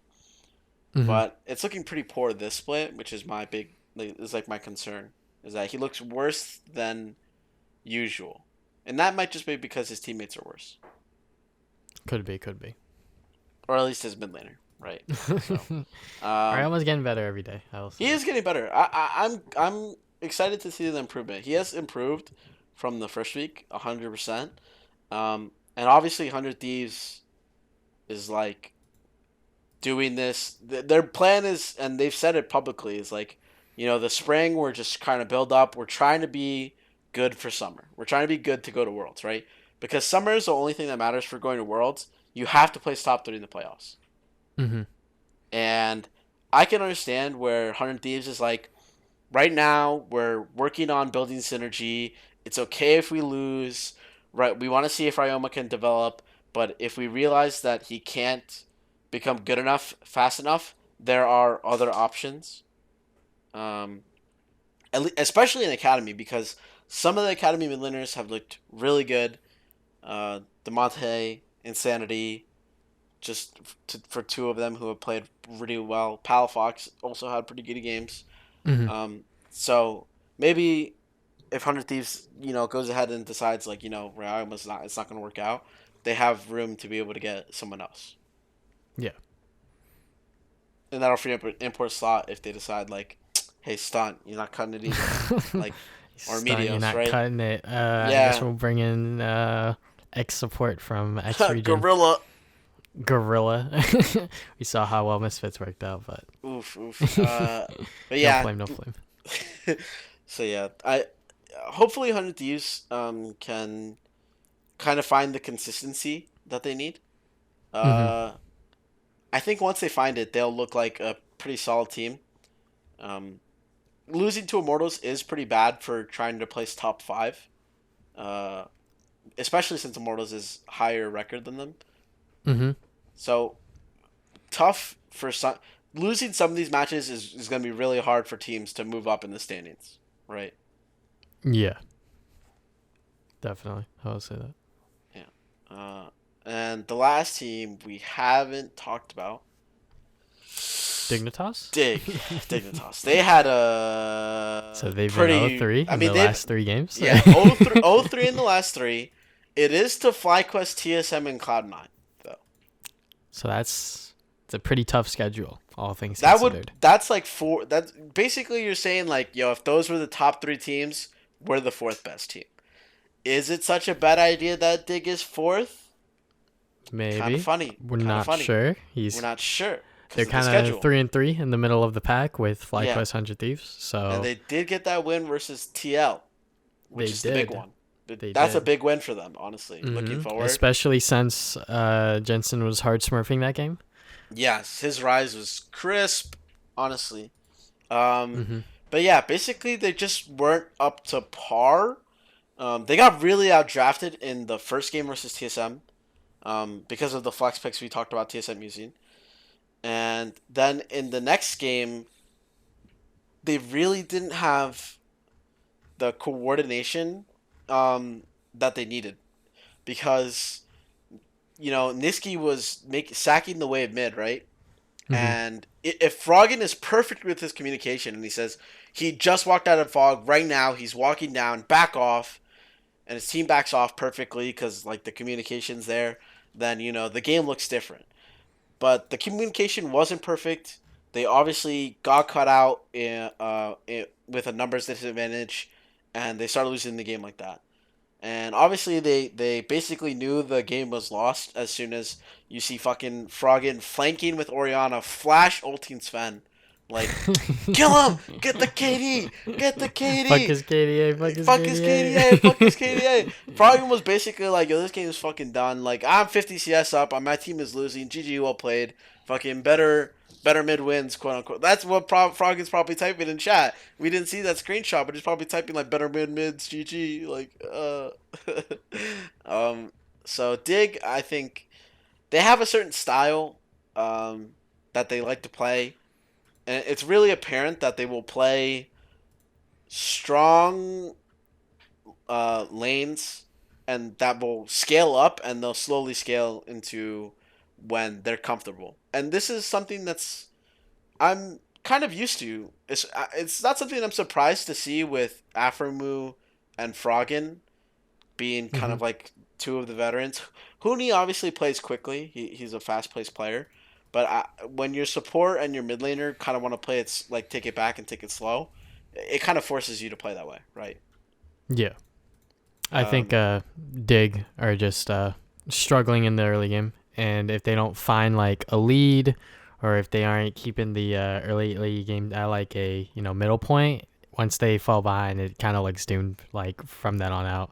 Like every single game that they've fallen behind, they've obviously lost, and they don't make much of an effort to come back. It looks like, um, but Because they just slowly this, scale up.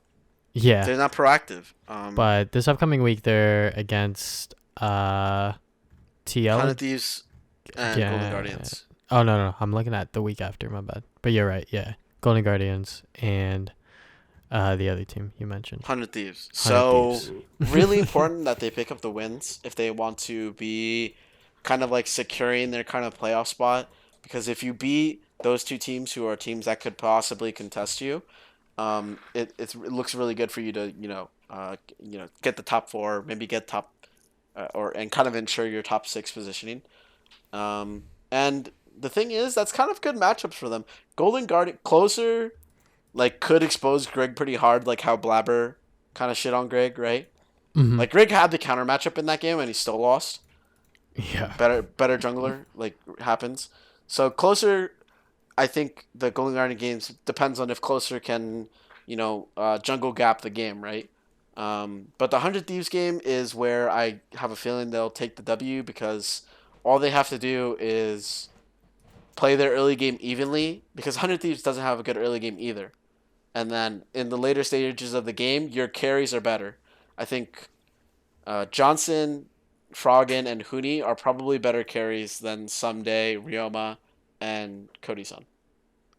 Yeah. So I'm excited for Dig. I'm probably thinking they'll go 1-1, which isn't that bad, honestly. But they really do need to get a win again because they're 0-3 in the last three. Mm-hmm. Um, yeah, hopefully Dig pulls it back. I like a lot of the teams because most teams like they're pretty likable. There's no particular teams that like I really dislike. Yeah. Um, I think at this point, if you've been following the LCS for a while, you can find a player in each team that you at one point liked or like to watch, sort of thing. yeah, So, for example, when it comes to like CLG, like I'm not a big CLG fan, but I like watching Smoothie. I like watching um, Wiggly sometimes. He might not be all that great now, but back then when he was on like C9A and, when he first started on CLG, that was like pretty exciting. So, I think at this point, if you've been following the league for a while, it's easy to find a player or two in each team or even the whole team that you really yeah, like to watch. So, and some players are like imports that are really popular. Like Bang was really popular. Like Crown was really popular. Like these kind of players are really popular. So you will kind of root for them. I mm-hmm. kind of root for Crown. Like that's my thing for CLG is that like I like Crown a lot, and I hope he does well. Unfortunately, it looks like he's just here for his paycheck because he's not been playing that well, and that kind of like sours me on. That sours me for a lot of imports. Because imports in the past really look like they came to try and win, and recently it looks like more and more are coming for the money. And I understand why teams get them because they're probably still better than NA talent, at least at the beginning. Mm-hmm. But right now, Crown, if he looks like dog and he plays like bad, what's the point of using your import slot on someone like who's NA who could play better, Yeah, right? and Or who could someone potentially play better? Like Insanity someone played, in yeah, NA that's like more motivated, sort of thing. yeah. And that's my thing is like Demonte and Insanity are two people who I feel like kind of deserve spots. Insanity got to practice with the best team in the league for all of last year, and like he split scrim time with Jensen because Jensen had wrist issues, and you don't scrim with the best team in the league and not get better, right? Yeah. So my hope is that some of these import mid laners, I'm not gonna name names, are hopefully gone. If not this summer, Power by Cash. the thing is he plays well. Like the teams he's been on have not done poorly. Like True. except for the first Optic team, he got top 3 with CLG. but they didn't end up going to Worlds because the meta really didn't favor him. But the meta this year does favor him, and I feel like, FlyQuest could be, the fourth best team, right? If you think TSM, TL, and Cloud9 are like gonna be your, week 9 or playoffs top three, FlyQuest look like they could be fourth again, like they were last spring, and I really like their initiative with the whole like brand thing, so it makes me kind of want to root for them, and they do have like likable players. Wild Turtles on the team, and Vipers on the team, two players I really enjoy watching. So, Yeah. Yeah. Hopefully, some teams can turn it around, like Dignitas and CLG in the next upcoming week. And the clash between TSM and C9 will definitely be very exciting to watch. So Yeah, I think this is the one game where normally I love watching dominant teams. I love it when teams like are just winning over and over again. It'd actually be really nice for me to see Cloud9 go 18-0. I would really love to see that. But just in this one case, because I really want this TSM team to do well, I want TSM to win. And yeah, I think they could do it. I think week 4 this week upcoming is going to be the most interesting for LCS because it's the halfway point of the split, and like we're going to see, the big clash between the top 2 teams. So Yep. And hopefully Team Liquid bouncing back. I think those are the big things for me is the top 2 teams fighting, and does Team Liquid bounce back? And that yeah, kind of will define the rest of the split going forward, right? I would hope so. Hopefully teams don't get complacent and just start inting that are doing I think well. we're already seeing that. Or the other way around. Well, anything else you want to talk about before we close out the show? Nah, man, I'm good. I'm good. All Quick right, thing, so everyone, I I hit GM. this guy said hit Congratulations. GM. You're at 0 LP master tier, buddy. Sorry, sir. It says I'm getting moved up to GM at 3 a.m. So see ya. I'll be GM tomorrow morning. Hi, Uh, buddy. but yeah, got it there. Just want to say congratulations to me. I really appreciate everyone supporting me. Hey, I dude. know, Nice I know, dick stroking. I know. Now, tvsonic really supports me. He really now I'm gonna loves. close out the show. Thank you guys for listening to the Open Mid Leaguecast episode 4. We will see you guys in week 4 with episode 5. Bye.